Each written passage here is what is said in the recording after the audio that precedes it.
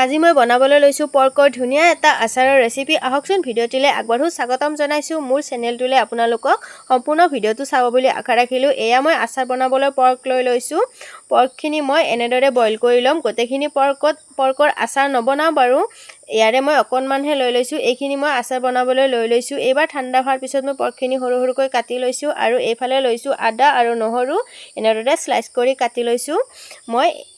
এয়া মোৰ এখিনি ৰেডি হৈ গল এইফালে মই লৈ লৈছো হৰহকৈ শুকান জলকীয়াখিনিও মই মিক্সিত পিছি লম নভজাকৈয়ে পিছি লম এইফালে মই তেল অকনমান বহাই দি তেলখিনি গৰম হ'বলৈ দিছো বেছি তেল দিয়া নাই কাৰণ পৰ্কৰ আচাৰত তেল বেছি নালাগে পৰ্কৰ পৰাই তেল ওলাই এয়া মই আদা আৰু নহৰুখিনি ভাজি লৈ এবাৰ মই ইয়াতে দি দিছো বইল কৰি লোৱা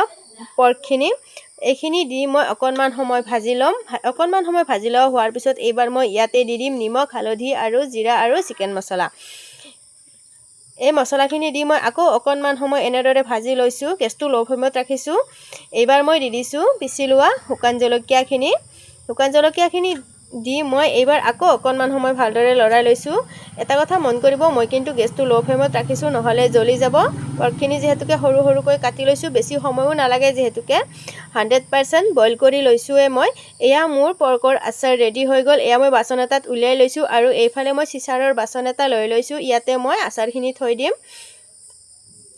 ইয়াতে মই অৱশেষত ব্যৱহাৰ কৰিছো ভিনেগাৰ দিলে বেয়া হৈ নাযায় আৰু ভেঁকুৰ নধৰে